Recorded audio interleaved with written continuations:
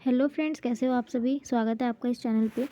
आज हम बात करेंगे ability enhancement course ACE first semester के ऊपर। और फर्स्ट सेमेस्टर ACE में environment science theory into practice 1।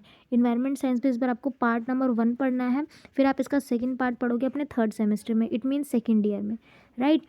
तो यहाँ पे आपका ये सब्जेक्ट है और आपका एग्ज़ाम 18 जनवरी को है। 18 जनवरी 2025 को अगर आपका एग्ज़ाम है तो this video is very helpful for you. Before starting before starting this video, let me tell you, please join our telegram group for getting all about the notes and easy explanation. If you have any doubt, any question, you can ask them to us for your preparation regarding any questions, doubt, any questions answer if you have, so you can take help for there from there. So now let's start. यहाँ पे इस बार हम बात करेंगे environment science theory into practice 1। ये आपकी book का नाम है। कोर क्या कहते हैं, किस सब्जेक्ट में है, तो इसमें आपको ये एबिलिटी इन्हेंसमेंट ACE में पढ़ने को मिलेगा।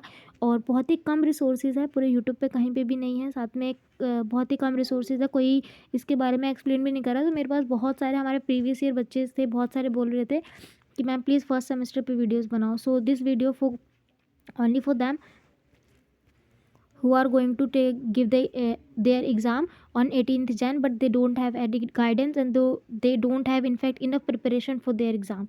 ठीक है, तो ये वीडियो फ़िलहाल इसी के लिए है। देखो, सिलेबस अगर आपको नहीं पता है तो पहले सिलेबस पे बात कर लो। BA प्रोग्राम फर्स्ट सेमेस्टर के लिए मैंने ये बाकायदा बहुत अच्छे से लिखा है ताकि आपको समझने में आसानी रहे, सब कुछ करने में भी आसानी रहे। इन्वायरमेंटल साइंस, और ये ऑब्वियसली आपके लिए बहुत नया सब्जेक्ट होगा। अगर आपने 7th 8th में पढ़ा है, बट इतना कौन ही पढ़ता है यार, ग्रेजुएशन में मुझे पता कोई नहीं पढ़ता है। बस आपको एग्ज़ाम से पहले एक हफ्ते पहले आता है, यस मेरा एग्ज़ाम आने वाला है भाई, I should to do study, है ना। एक हफ्ते पहले भाई सबका यही हाल है। और ग्रेजुएशन लेवल पे कुछ भी नहीं है, बहुत ईजी ही होता है। आपका स्टार्टिंग है तो आपको हो सकता है थोड़ा सा ज़्यादा डर लग रहा हो, but don't worry, we are with you. So आपको टेंशन लेने की ज़रूरत नहीं है, ठीक है। तो इन्वायरमेंट साइंस का पाठ्यक्रम न्यू एजुकेशन पॉलिसी के अकॉर्डिंग है। 2020 मिस टाइप हो चुका है यहाँ पे, सो प्लीज़ यहाँ पर आप आज का ही डालना, 2024-2025 का, ठीक है। 2020 यहाँ पर इसलिए लिखा क्योंकि 2020 में ही आपको पता है कि ये न्यू एजुकेशन पॉलिसी आई थी और 2021 से ये लागू हुई थी, if you remember that, right. So यहाँ पर इनके अकॉर्डिंग ही मैंने पूरा लिखा हुआ है। सिलेबस पहले देख लो। यूनिट आपको 5 कवर करनी है। फर्स्ट यूनिट रहेगी आपकी पर्यावरण और पारिस्थितिकी की मूल अवधारणा के बारे में। नाउ एक चीज़ और, ये PDF अवेलेबल है सेम इंग्लिश में भी और हिंदी में भी, but I am recording this video, I am making this video in Hindi language. So ऐसा नहीं है कि आप इंग्लिश मीडियम वालों के लिए कोई ऑप्शन नहीं है। I have also option for you. If you want to take this PDF in a Hindi language, you can please join Telegram group and drop the message there, okay. तो यहाँ पे ये चीज़ होगी पर्यावरण और पारिस्थितिकी की मूल अवधारणा, फर्स्ट नंबर, जिसमें आपको पर्यावरण का परिचय, पारिस्थितिक तंत्र यानी कि इकोसिस्टम, जैव विविधता, बायोडाइवर्सिटी, पारिस्थितिकी तंत्र के घटक पढ़ने होंगे। सेकेंड यूनिट आपका प्राकृतिक संसाधन। आपको पता है प्राकृतिक संसाधन क्या होती है, जल, वायु, भूमि, जो हमें प्राकृतिक रूप से मिली है, जिसके पीछे हमारा कोई बैकग्राउंड नहीं है, कोई मानव का कोई हाथ नहीं है, पर्वत, पहाड़, ये सब चीज़ें, है ना। पर्यावरण प्रदूषण, इन्वायरमेंट पॉल्यूशन, बहुत इजी टॉपिक है, आराम से आप कर लोगे। जलवायु परिवर्तन और ग्रीन हाउस, ये it's a major problem, major problem in the university, in the universe.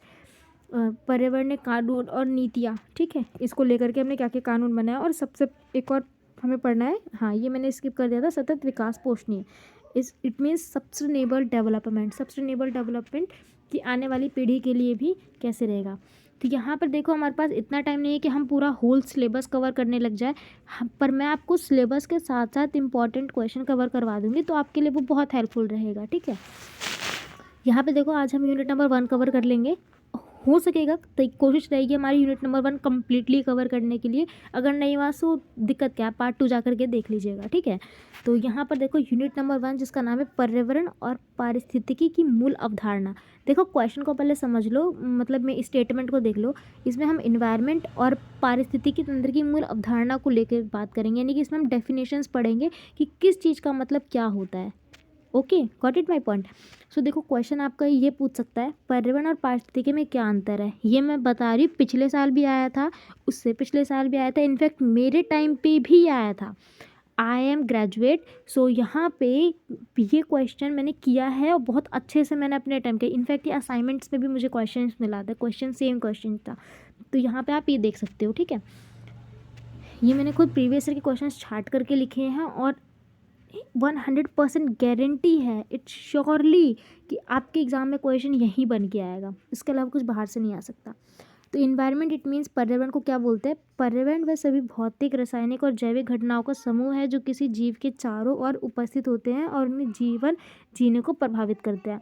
मतलब वो सारी ही चीज़ें, चाहे वो भौतिक हो, रासायनिक हो, केमिकल रिएक्शन से बन रही हो या फिर सांसों से हो, वो सभी चीज़ों का समूह जो उनको जीने के लिए प्रेरित करता है, वो पर्यावरण है, ठीक है। पर्यावरण जैसे फॉर एन एग्जांपल ह्यूमन है, हम मानव है, हवा हमें क्यों चाहिए? सांस लेने के लिए, ठीक है। तो ये क्या है? पर्यावरण है, ये हमें सांस दे रही है, यानी कि हवा दे रही है, हवा दे रही है, सांस आ रही है, तब हम जी रहे हैं, राइट। इसमें जीवित पौधे, जानवर, निर्जीव, मिट्टी, वायु, पानी सभी कुछ मिक्स है, ठीक है। ये विभिन्न घटकों का परस्पर संबंध है, कई सारे तत्व होते हैं। अब बात करते हैं पारिस्थितिकी की, यानी कि इकोलॉजी। पारिस्थितिकी जीवों और उनके पर्यावरण के बीच परस्पर संबंधों का अध्ययन है। पारिस्थितिकी जीवों और पर्यावरण की जीव्स यानी एनिमल्स और लिविंग बींग्स और इन्वायरमेंट के बीच का संबंध है। लिविंग बींग्स और इन्वायरमेंट के बीच का संबंध है। कुछ वर्ड्स हो सकता है आपको हिंदी में समझने में दिक्कत हो, सो दिक्कत मत लो, उसको इंग्लिश में थोड़ा ट्रांसलेट आप कर लोगे, चेकआउट कर लोगे तो समझने में आसानी रहेगी। कुछ चीज़ें होती है जो हिंदी में बहुत कॉम्प्लिकेटेड होती है और इंग्लिश में बहुत आसान होती है, पर कुछ चीज़ें ऐसी होती है जो इंग्लिश में बहुत कॉम्प्लिकेटेड होती है बट हिंदी में बहुत आसान होती है। तो आप अपने अकॉर्डिंग आइडिया लगा के याद करने की और प्रैक्टिस करने की कोशिश करो, यू कैन डू, ठीक है। तो पारिस्थितिकी समझ आ गया कि लिविंग बींग्स और इन्वायरमेंट के बीच का रिलेशन, लिविंग बींग्स और इन्वायरमेंट के बीच का relation, got it my point. यहाँ पर देखो, पारिस्थितिक यह इस बात पर केंद्रित है कि जीव एक दूसरे और उनके परिवेश के साथ कैसे रहते हैं, ठीक है। पारिस्थितिकी जीवों के वितरण, विविधता और उनके पर्यावरण में भूमिका अदा करता है। इनके बीच अंतर क्या है? क्वेश्चन हमारा ये था, ठीक है। देखो अगर एग्जाम में क्वेश्चन आया तो 80 मार्क्स का क्वेश्चन आता है, ठीक है। तो 80 नंबर में आपका एक क्वेश्चन आया तो 7.5 नंबर का क्वेश्चन आएगा।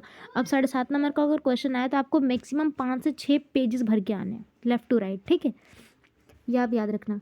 तो मुख्य पर अंतर पूछेगा तो पर्यावरण, पारिस्थितिकी। पर्यावरण को क्या बोलते हैं? पर्यावरण एक भौतिक स्थिति है, ठीक है। पर्यावरण की समझ लो, पर्यावरण एक भौतिक स्थिति है, पर पारिस्थितिकी तंत्र एक अध्ययन, विज्ञान का अध्ययन है जिसमें जैविक और अजैविक दोनों ही घटनाएं शामिल होती है। पर्यावरण क्या है? एक भौतिक चीज़ है। पर्यावरण के अंदर हमारा जल, वायु सब कुछ आ जाता है, पर्वत, पहाड़ सब कुछ। पर पारिस्थितिकी क्या है? ये एक स्टडी है, वैज्ञानिक स्टडी है, हमें पढ़ाया जाता है, इसके पीछे लॉजिक है हर चीज़ों का।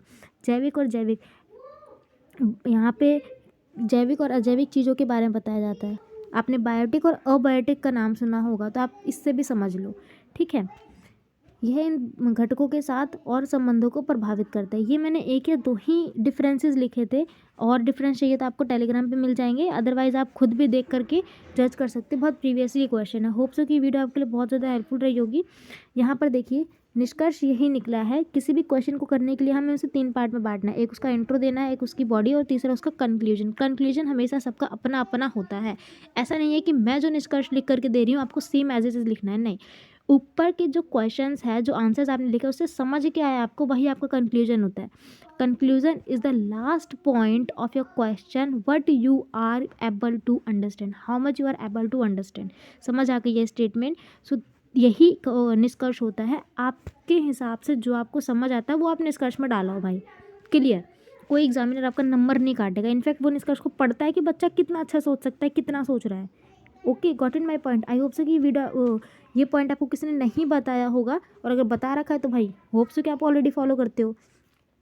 पर्यावरण वह आधार है जिसमें पारिस्थितिकी का अध्ययन किया जाता है, दोनों एक दूसरे के पूरक हैं। मेरी एबिलिटी के हिसाब से मैंने आपको इतना ही लिख के दिया है, पर इसके नीचे आप और भी बहुत कुछ है लिख सकते हो, और लिखना ज़रूर आप, ठीक है। सो होप सो ये वीडियो आपके लिए बहुत ज़्यादा हेल्पफुल रही होगी। यूनिट नंबर 1 से क्वेश्चन यहीं से बन सकता है, इसके अलावा कहीं से क्वेश्चन उठ करके नहीं आएगा, बिल्कुल भी नहीं आएगा। पर्यावरण का परिचय आप बता देना, पर्यावरण क्या होती है, पारिस्थितिक तंत्र क्या होती है बता देना, पारिस्थितिक तंत्र के घटक और जैव विविधता, ये दोनों टॉपिक जो है ये हम नेक्स्ट पार्ट में कवर करेंगे। So hope so this we I hope so कि ये वीडियो आपके लिए हेल्पफुल रही होगी। अगर थोड़ी सी भी हेल्पफुल रही हो तो प्लीज़ आप अपने दोस्तों तक इसको ज़रूर शेयर करना, और हाँ मेक श्योर चैनल को सब्सक्राइब ज़रूर करके जाना। अगर आपके पास कोई डाउट है, कोई दिक्कत है, तो आप टेलीग्राम ग्रुप ज्वाइन करो, वहाँ पे आप हमें मैसेज कर सकते हो, या फिर कमेंट बॉक्स में भी मैसेज डालोगे तो आप डेफिनेटली हम आपको रिवर्ट देंगे, और हमारी पूरी कोशिश रहेगी आपकी एग्ज़ाम तक की हेल्प करने की। So now let's end this video, tata bye bye.